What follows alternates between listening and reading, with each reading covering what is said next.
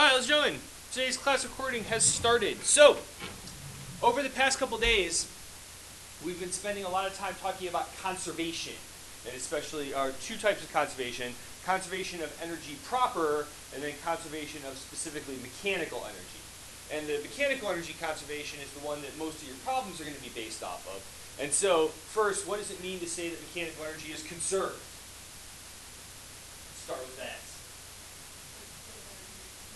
The total amount of mechanical energy remains the same. And when we talk about mechanical energy, we're talking about a combination of three separate types. What are those three separate types of energy that make up mechanical energy? Kinetic, which potential? Gravitational potential, and then also, even though we haven't done any problems with it, elastic potential. Okay? So, gravitational potential, elastic potential, and kinetic. We will see conservation of that combination as long as there's no what? Friction. That was the one condition that we had to have. If there's no friction, we will see conservation of those three types of mechanical energy. Regardless of whether there's friction or not, we will see a conservation of energy, where now we're not just talking about kinetic, gravitational potential, and elastic potential, but also then thermal and chemical and all those other types. So today, what we want to get into is, well, what if there is friction, or any other force besides gravity that's acting on a situation or acting on a system? And when we have any other force besides besides gravity that's acting on a system, we end up with something called work. And so section 6.1 of your book is about work. You'll see that we've actually jumped from 6.2 to 6.3 back to 6.1 because I think I might have explained to you guys at the beginning of this unit, I just really don't like the way that books do this chapter, and I wouldn't do it this way if I wrote the book, but I didn't write the book, so I just have to jump around. All right, so I'm going to move this here. So anyway, the amount of work that is done on a system depends on two things, and that's the first thing that shows up. So the amount of work is dependent upon the force that we apply and when an object moves in the direction of that applied force. So the amount of work that we do is equal to the force we apply times the distance that we move that object. All right? And so you can see down there at the bottom, that guy pushing that heavy box, right? He applies a constant force. As long as the object moves, then we end up with work. But more importantly than what work is what work does. And that's what we're going to focus a little bit more on today. All right? So, next section is titled Work and Kinetic Energy Are Related. And if you remember or not, it might not have even been last week, it might have been actually the week before, we went through a derivation that included one of your kinematic equations, and then we threw Newton's second law in there, blah, blah, blah. But what we ended up was something that looked like this. Although much more complex, right, what it boils down to is that expression. W equals delta KE, or the total work done on an object equals its change in kinetic energy. So, work is force times distance, but what does work do? Work changes the energy of an object. When work is done by any force besides gravity, the energy of the object is going to change. Okay? Okay with that concept? That idea that the work done changes the energy, we refer to as the work energy theorem. Pretty inventive name, I know. So, when work is done, when we apply a force and that object moves because of the force, that results in a change in the energy. And we refer to that as the work energy theorem. Okay? Okay with that? All right, so a couple of specific situations that go along with that. First, big bold, I made this paper on 2 separate computers at 2 separate times, and so when I took the screenshots, sometimes the writing was small and sometimes the writing was big, so you'll see like on the second page and third and fourth page, the writing is like enormous, and on the first page it's not as enormous, but you know, whatever, so. I say, if you wear glasses, maybe you don't have to wear your glasses when you read it, you know, so. All right, here's a situation that I'm sure probably a lot of you are familiar with. You know, like when you go home sometimes, you just need to decompress. So I know a lot of you like sculpt marble when you go home, you know, hammer, chisel, right? So, you know, you got your big block of marble and you don't want it there, you want it over there.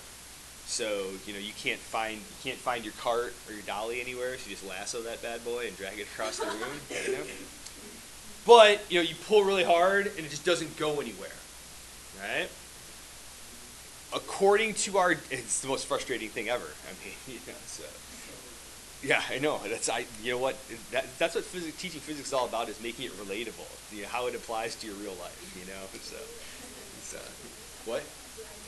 Yeah, I know. It's great. That's why I use this example like in class, because I know it's very much in line, in tune with what you guys do. So, what? He has a little bit of an ET look to him, a little bit, you know. But if we look at our definition of work, and especially in relation to energy, even though you might get tired trying to pull this heavy block of marble across the floor, if it doesn't go anywhere, there's no work done. You haven't changed the energy of that object, right? You may have changed your energy, right?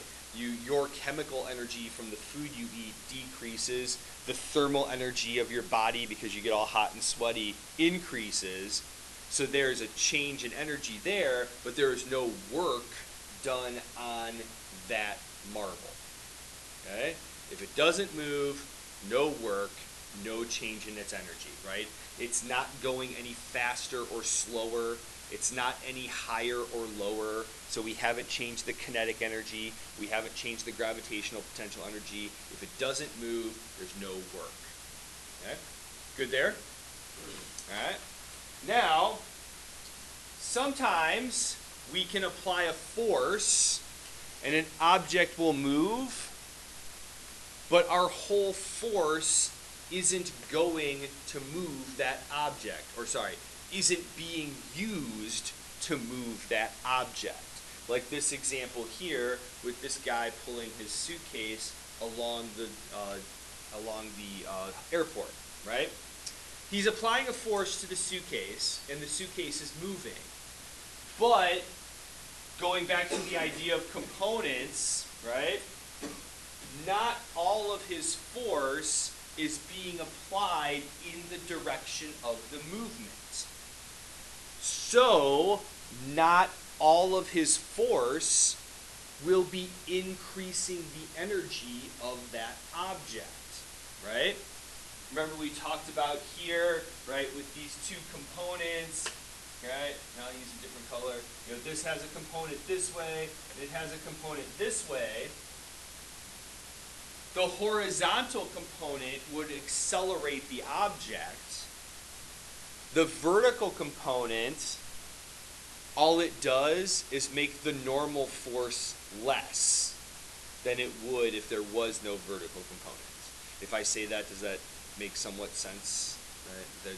There's now, with a vertical component, there's two forces upward, but only one force downward, blah, blah, blah, right? Okay?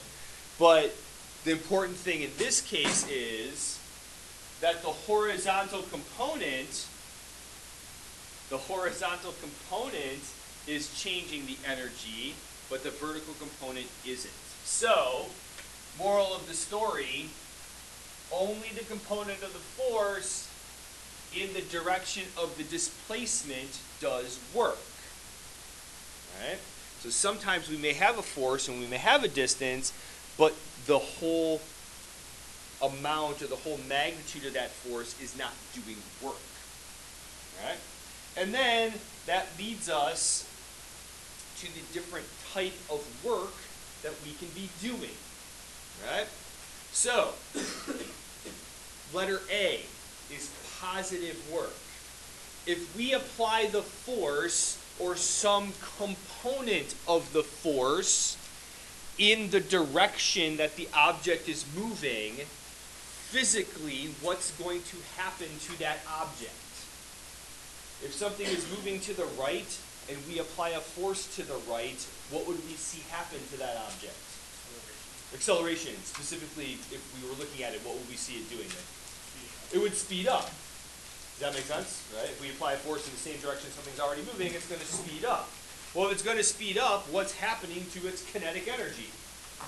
It's increasing. So we call that positive work, right? Because it increases the energy. Letter C, on the far right, if something's moving to the right and our force or some component of our force is applied to the left, physically what's going to happen to that object? It's going to slow down. And if it slows down, what is that doing to its kinetic energy? Decreasing it. And so that's going to be negative work, because we're decreasing the amount of energy that that object has. Right? The one force that almost always does negative work would be what? Based on our discussions in the past couple days. Friction. Right? Remember when we were watching the pendulum swinging back and forth? What's happening to the mechanical energy in that situation? It's going down. It keeps getting lower and lower and lower. The pendulum goes slower. It doesn't go as high on the ends. Why? Because friction is doing negative work and decreasing the amount of energy that it has. Now, the middle one's a little tricky. All right? It's not tricky conceptually. It's tricky in practice. All right? Or in real life. If there is no component of the force in the direction of movement, is it going to speed up? Is it going to slow down? No. There would be no change in that energy. And as a result, no work is being done. Okay? That's easy conceptually, but it's tricky in theory. Alright? Sorry. Sorry. That's easy conceptually, but it's tricky sometimes to identify in practice. Alright? So, if I push this book along the table and it slows down, alright? First, two types of work. What kind of work did I do? Positive work, because I increased its energy. But then, what kind of work did friction do? Negative, right? There are two other forces that are acting on that book. What other two forces are acting on that book? Gravity and normal force. Did either one of them do work? Neither one of them either increased the energy of the book or decreased the energy of the book. So those forces didn't result in anything speeding up, slowing down, going higher, going lower, any of those things. And therefore, no work was done by those forces. Right? Good there? So, at the very, very beginning, when we introduced the concept of work being force times distance, we can amend that formula to look like this. If we add this cosine factor into our formula, right, we use cosine to find components, right? Generally speaking, not always, but generally speaking, if we have a situation like this, and we use cosine, which component are we going to find? The horizontal component or the vertical component? It's on your picture if you want.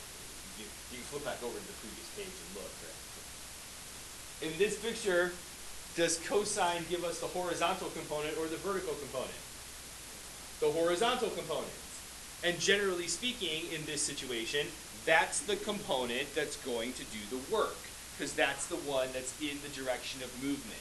So, by modifying this equation, right, to add that cosine of theta, we only get the component that is doing the work.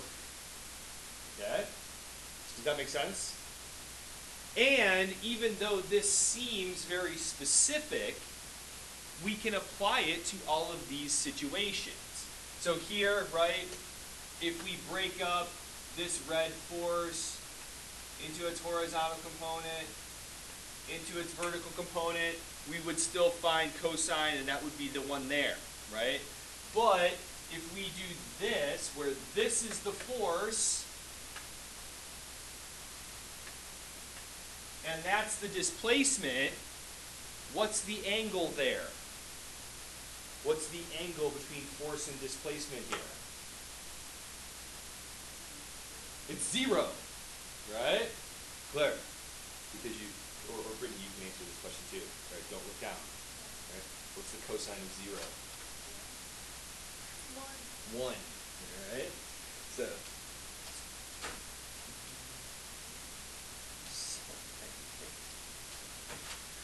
So the cosine of 0 is 1, meaning if we use this equation, right, force times distance times cosine of theta, right, and we plug 0 in for theta, all of the force is going to do work, right? Object moves to the right, friction acts to the left. What's the angle between those two things? 180. One's going this way, one's going this way. Claire, cosine of 180? I know, that's why I was asking you, because you were studying class yesterday. So. Brittany, what's cosine of 180? You can look at -1, right? So if we plug 180 in here, right, because they're going in opposite directions, now all of the force is going to do negative work, right? So adding the cosine theta doesn't necessarily only work when we have an angle between our force and our distance. It works all the time, just depending on the angle that we plug, or depending on the angle that we plug in there, right? If we look at letter B, right, Claire, let's see if you can go 2 out of 3, okay? What's the cosine of 90? 0. Did you have to look at it? So cosine of 90 is 0. And so if in this case, if the angle between distance and force is 90, and we plug cosine of 90 into here, we get a big fat 0 term there, and that makes everything 0. Does that make sense? All right. So a lot of times we can't isolate one force from all the rest of them. All right? If we're looking at the total change in the energy, we can't look at just a single force. We have to look at the combination of all the forces, right? So, like I said, when the book is sliding across the table, after I push it, there are actually 3 forces acting on it. To find the total work, we have to look at all 3 of those forces. Now, granted, 2 of them, the gravity and the normal force, aren't doing anything. But technically, the total work is the combination of all of those forces. So we can look at what we would refer to as the net work, right? The sum of all the work that's being done. Net work. All right, are we okay with those ideas? So real quick, let's look at a couple of examples. All right. I think this one's on page 2, I think. The back of the first page, maybe. So it says how much work is required for a 74 kilogram sprinter to accelerate from rest to a speed of 2.2 meters per second. Well, we learned today that there's two ways that we can calculate work. We can look at the relationship between force and distance, but we also learned that work is equal to what? The change in the kinetic energy, right? Both of these expressions would give us the work. It's just a matter of picking the right one. So, do we have enough information to solve for the work by looking at the force and the distance? Didn't give us those things, right? But to figure out kinetic energy, right, we need to know what? Mass and velocity. And we have some masses and we have some velocities, right? So it looks like here, we're going to go with this one, right? So,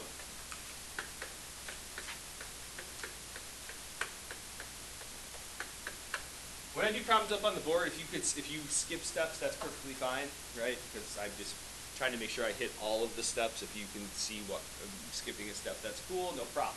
All right. So when we do delta KE, right, final minus initial.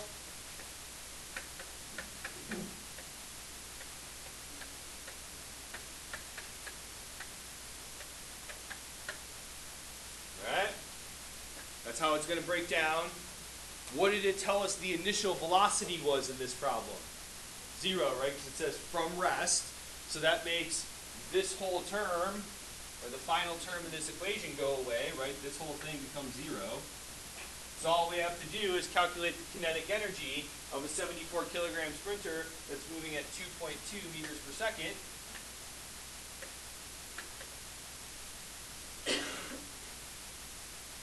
Anybody actually run that through the calculator?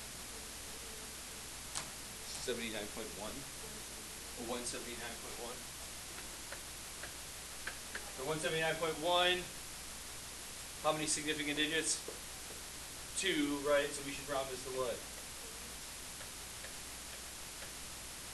180, right? Unit, still going to be joules, right? Even though joules is a unit of energy, all work is the change in the energy. So that's going to have the same unit, right? If we're talking about a change in its energy, it's going to have the same unit. Good there? Conceptual question, no calculations. I think on page 3, down at the bottom of page 3, right? So, 4 boxes, each moving to the right. It says, rank these cases in order of increasing work done by the force F, from most negative to most positive, right? This shouldn't be too hard, all right? Which one has the most negative work being done? B, right? So this is the most negative, so that would be number 1, right? What's next? A, how much work is being done in case A? 0. Now, I'll save that for discussion for after we're done with this, okay? Because what's the angle between the force and the distance? 90, right? So that's no work being done, okay? What's next? C, right? Because only part of that force, right? Only the component of the force is in the right direction, or is in the direction of movement, and that means that this one, right, would be the most positive work being done. All right? So, bridging the gap a little bit from last chapter to this chapter, okay? In case A, something's sliding across the table and you push down on it. I'm assuming most of you understand in your mind what's going to happen in that situation. Well, that's where we're going with it. Physically, what's going to happen to that? It's going to slow down and stop. But we said that, well, that's no work, right? But, right, Greg, actually, what's happening there?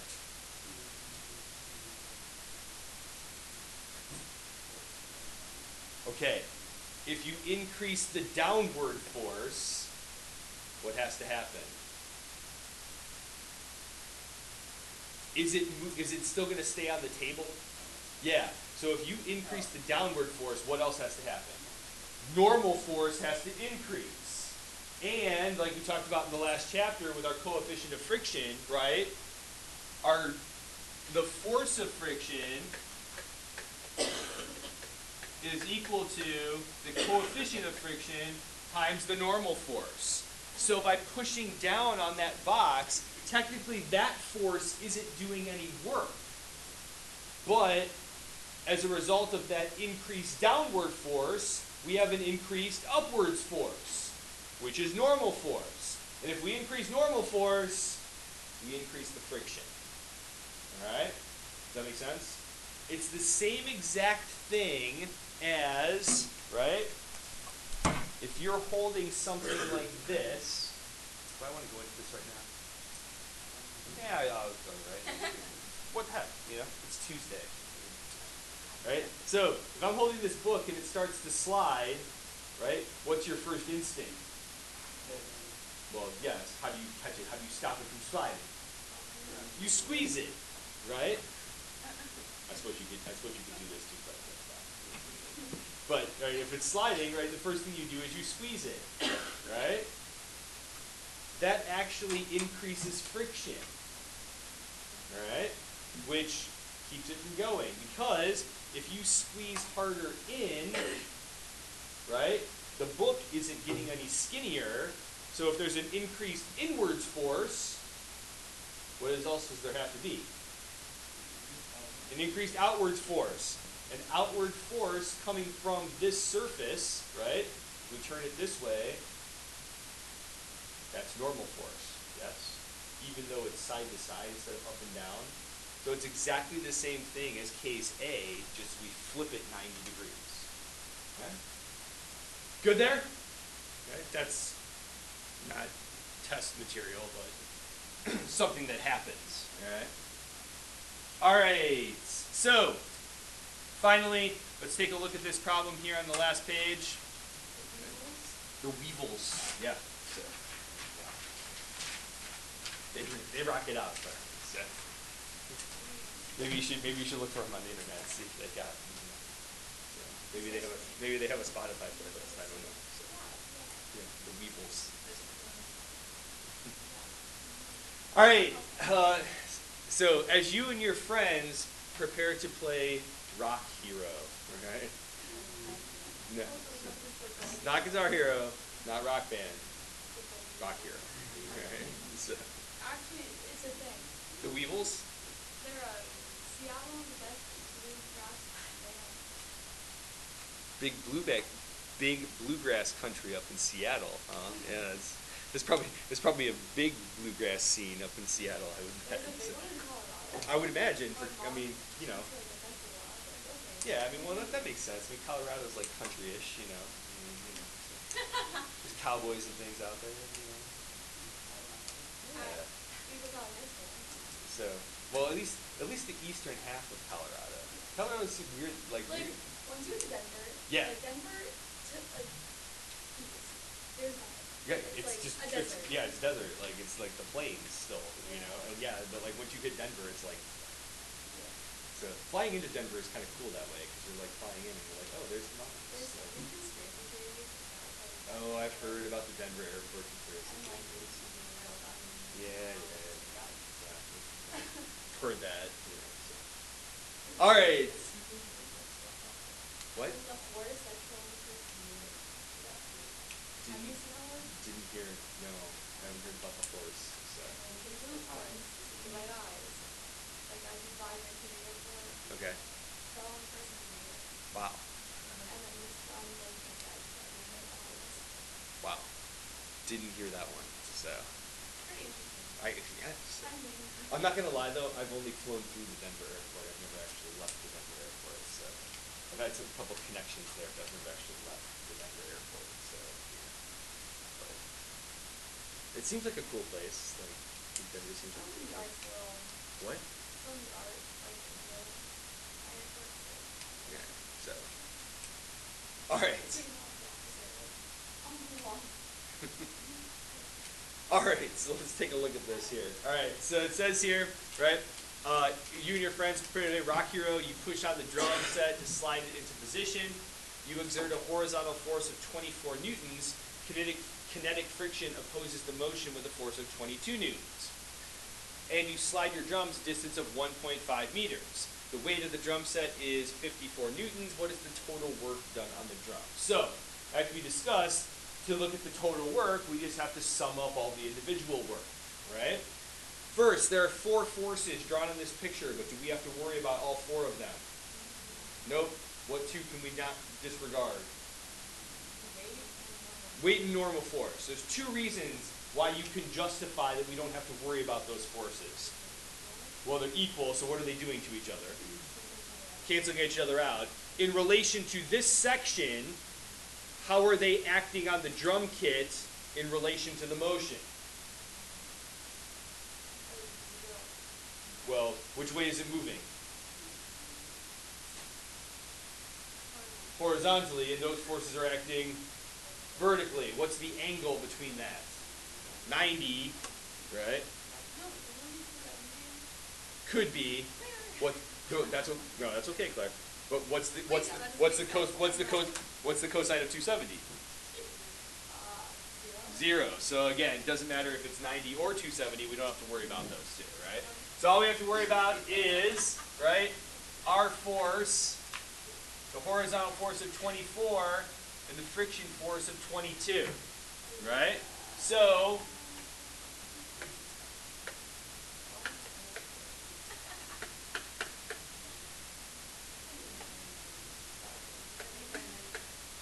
the total work is equal to our applied force, the work done by our applied force, plus the work done by our frictional force. Mathematically, there's a bunch of ways that we can do this. They should all get you the same answer, all right?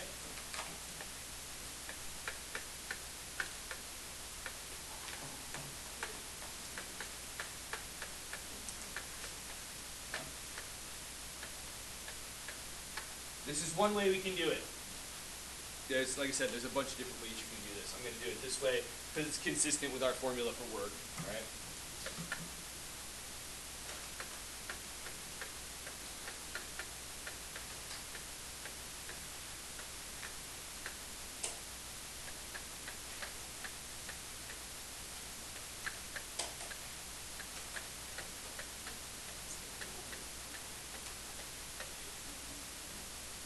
Again, you don't have to do it this way. If it makes sense to do it other way, that's perfectly fine, right?